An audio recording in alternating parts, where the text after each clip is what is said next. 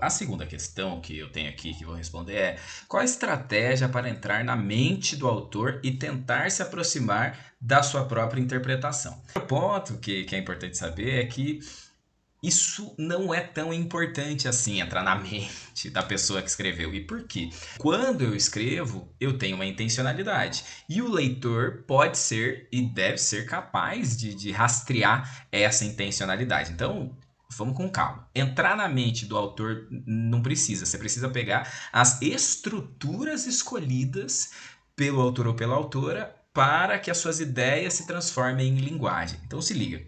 Todo mundo todo mundo, eu, você, todo mundo que está aí, tem dentro da própria cabeça ideias, crenças, superstições, pontos de vista, e essas ideias foram adquiridas por quê? Porque teve uma influência externa. Então, a gente sabe que aconteceu que a sociedade, família, religião, um monte de coisa faz de conta que você é uma seta, colocou essas coisas, essas ideias, essas crenças na nossa cabeça sem que a gente necessariamente escolhesse. E é com essas ideias que a gente trabalha. Beleza? São essas ideias que eu nego, são essas ideias que eu aceito, são com essas ideias que eu brigo, são com essas ideias que eu vou à luta e assim sucessivamente. Beleza.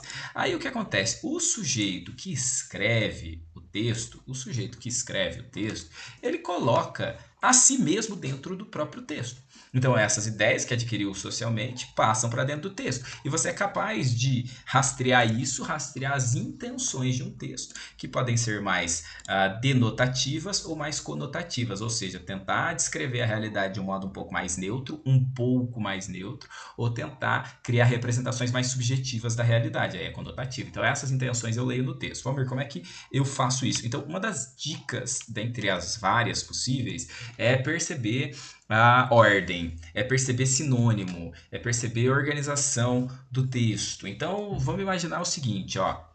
Eu tinha duas possibilidades de manchete quando o Palmeiras ganhou do Flamengo a final da Libertadores da América, beleza? Jogo de futebol. E aí, um jornal escreveu isso aqui, ó: Palmeiras vence Flamengo na final. O outro escreveu: Flamengo perde a final para o Palmeiras. A informação base é a mesma, mas alguém está querendo entrar na mente da pessoa que escreveu, tá? Então não é isso. Mas o que é importante é perceber que intenções estão por trás quando eu escolho colocar o Palmeiras num primeiro plano relacionado a vencer ou o Flamengo no primeiro plano relacionado a perder. Isso muda não a informação principal, mas o foco que a gente dá para as informações. Então, no primeiro caso, Palmeiras vence, o foco é no Palmeiras, é a primeira informação que está no texto. No segundo caso, Flamengo perde, então o foco é no Flamengo. Então, a ordem como as coisas são colocadas dentro do texto, sabendo que podem ter essas e outras formas de escrever, todo e qualquer texto, essa ordem, ela revela intenções. E às vezes essas intenções nem são intencionais, são intenções que a pessoa não quis, mas querendo ou não querendo, o texto revela, certo? Então, uma outra coisa que é interessante é a gente pensar nos vieses. Então, eu estou lendo um texto, tá? Qual é a seleção das ideias dentro do texto, das palavras? Então, eu escolho falar que determinada pessoa engordou. Posso dizer, determinada pessoa está mais cheinha, determinada pessoa engordou demais, determinada pessoa se transformou num problema para si mesma. Então, todas essas formas são formas de selecionar o modo como eu quero contar aquela história. Então, isso é um viés que a gente deve levar em consideração, porque demonstra a intencionalidade do texto.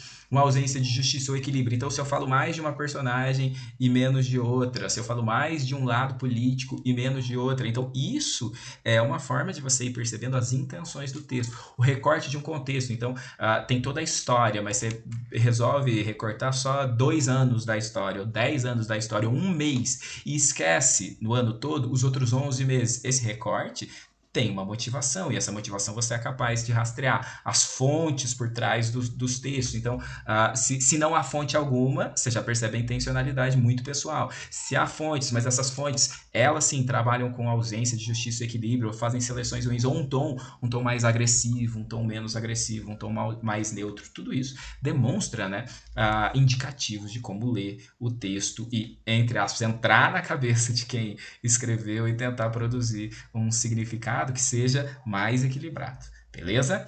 Essa foi a segunda questão. A gente volta a conversar sobre isso depois.